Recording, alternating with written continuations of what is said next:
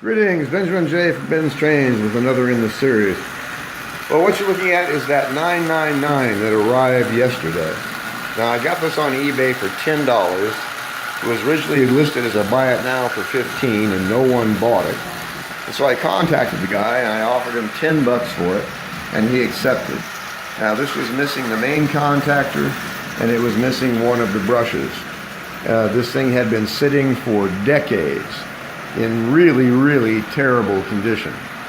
And after just a few minutes work, I just wanted to do a quick video to document this. There are very few Marx engines anywhere that can run at a constant speed this slowly, pulling a consist. I've got 20 cars, 20 original tin litho cars behind this 999.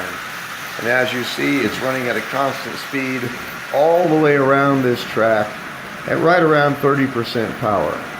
It's not speeding up, it's not slowing down, it's not sputtering, it's not stalling, it's not sparking, it's not doing anything except running. And it is running really well. Is it a prize? No, it's not. It was an old beat to junk Marx 999 that nobody wanted to buy. And I find a lot of these engines simply going through the eBay pages and looking for stuff that no one has bid on. And in this case, it was obvious why. The main contactor was missing and one of the brushes was missing. Now, the average person is not going to spend any money on a engine in this condition unless they're going to buy it for parts. However, if you have the know-how and if you have the parts, you can take one of these old engines that are just absolutely beat to death, and in less than an hour you can have it up and running, and not only running, but running well. As I said, you will find very few Marx engines that are capable of running this speed, pulling 20 cars. And this is maintaining a constant speed all the way around this rail with no issues of any kind. Like I said, is it a prize? No, it's not. The fundamental thing here is the fact that it's running, and it's running well, and it's pulling 20 cars, and it's running well. And if it runs this well, this slow, imagine how it runs at speed. So I just want to do a quick video while I have this up and running.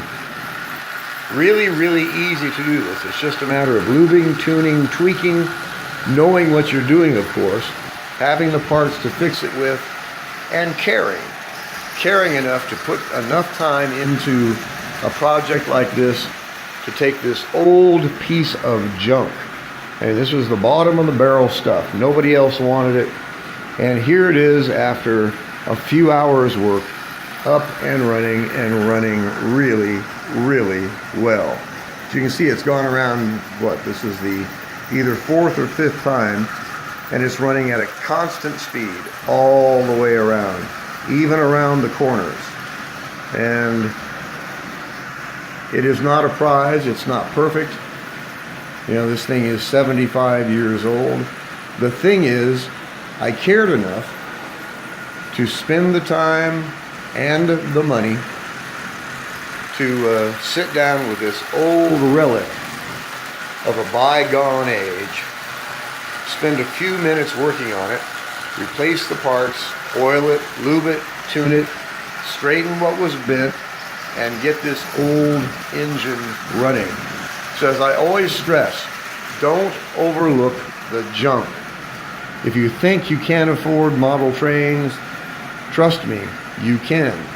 And this is the way to do it, starting at the very bottom and working your way up. Use this as a starting point.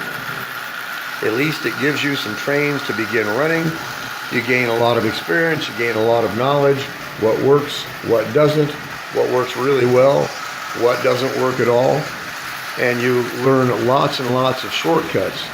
And in a brief time, you'll be able to take any engine that you can find, as long as it is mechanically sound. That is, if the armature windings are good and the main windings are good, regardless of what else is wrong with it, you can get it running.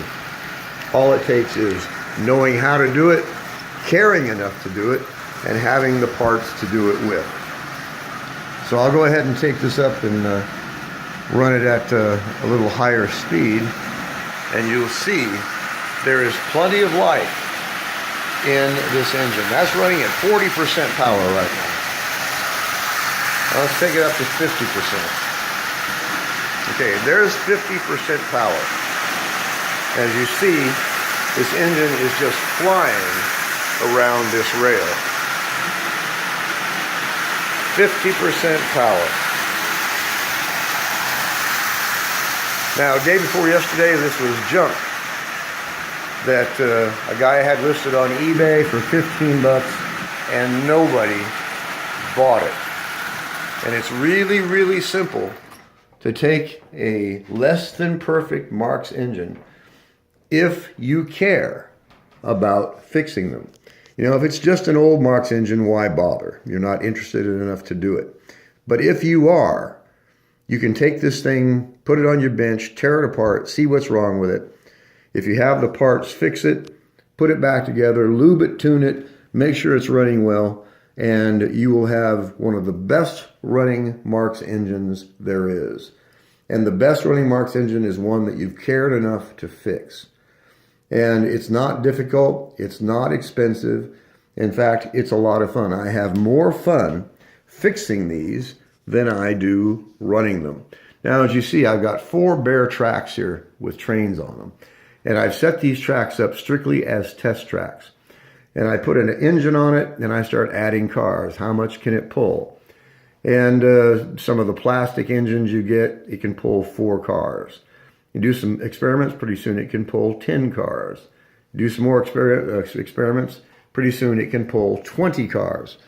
And it's interesting, and every time you do this, you learn it. And everything you learn is applicable to the next engine you buy. Excuse me. And like I said, look around for the cheapest stuff you can find. And if you can't get it running, strip it for parts. And then using that as a starting point, the next one you buy, fix it with the parts you have.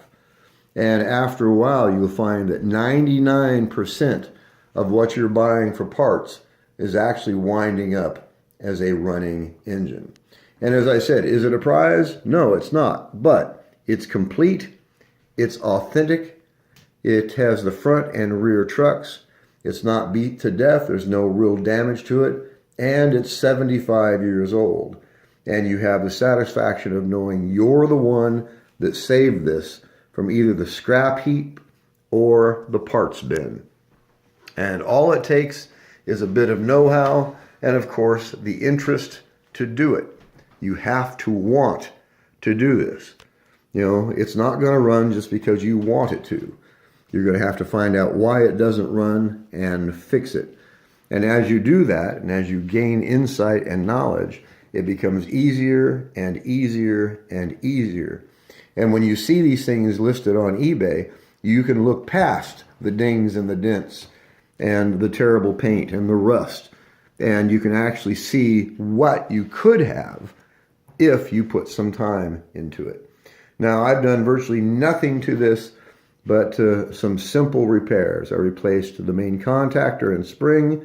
I replaced one brush, cleaned it up, painted it with oil. And as you see, the oil didn't do a miracle on it, but it's not gray anymore. It's black again. It is completely intact. There is no damage to the engine at all. It's had lots and lots and lots of play wear.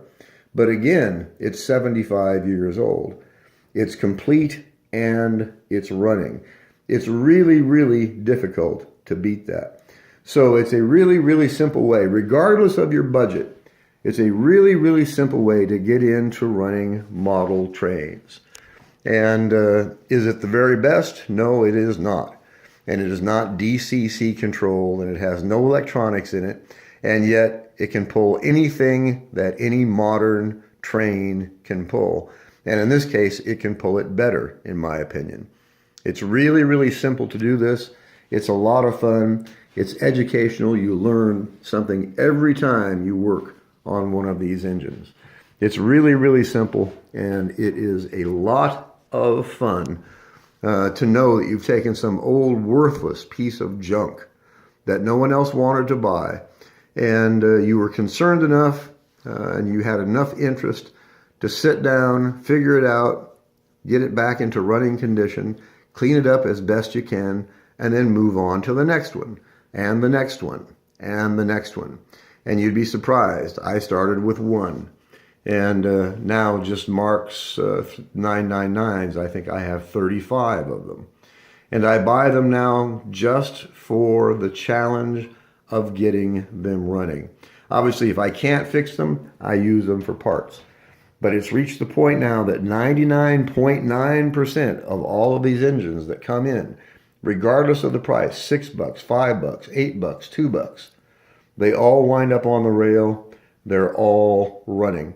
I do have a box of parts. Occasionally I'll find a motor that I cannot fix, and that is usually an electrical problem. It has a bad armature or a completely destroyed gearbox, or the main winding is gone, or someone's dropped it and really, really knocked it out of alignment, and it just isn't worth your effort to try to begin straightening steel.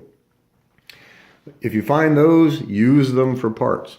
As I say, off one of these engines, you can get enough parts to fix 5 or 6 more.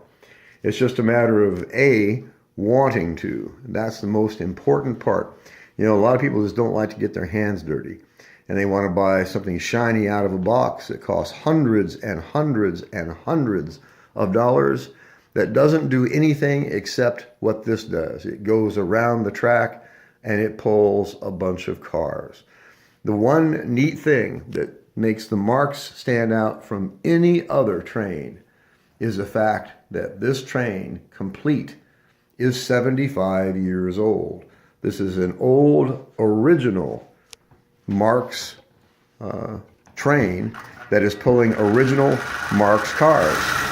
And all you've got to do is put a bit of effort into them, get them lubed and tuned, get them repaired, and you'd be surprised just how quickly you can learn how to get these things running. So just wanted to do a quick video on this old Marx 999. Like I said, this was an absolute piece of junk. This was the bottom of the barrel. No one wanted to buy it. So I made the guy an offer, $10. I had the parts to fix it with. So it was a 10-minute job to get it running. After that, it's just a matter of tweaking, fine-tuning, straightening out bent pieces, oiling it, getting it cleaned up, and getting it running. And as you see, this is running just absolutely perfectly. And you just simply could not ask this engine to run any better than it is. It's old, it's 75 years old. I mean, just think of this. Think if it could talk, the stories it could tell, where it's been and who it belonged to.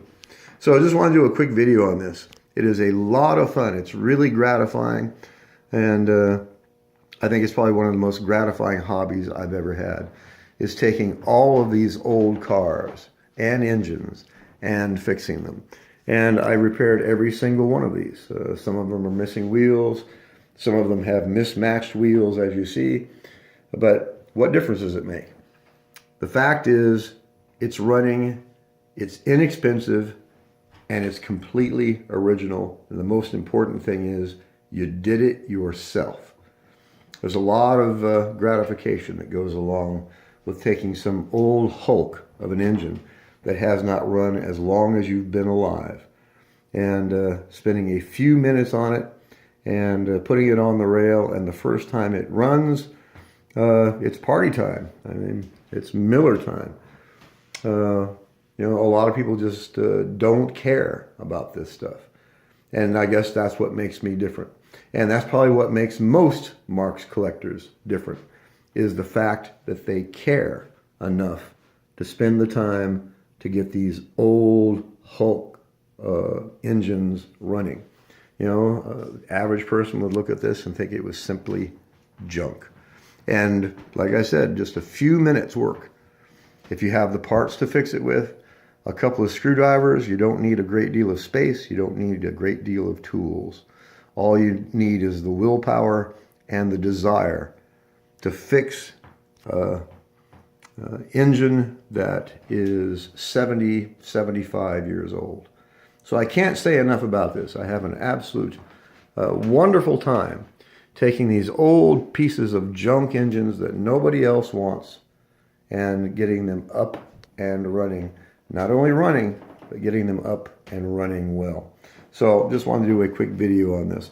As always, if you have any questions, feel free to drop me an email. BENZTRAINZ@gmail.com. And as always, thank you for watching.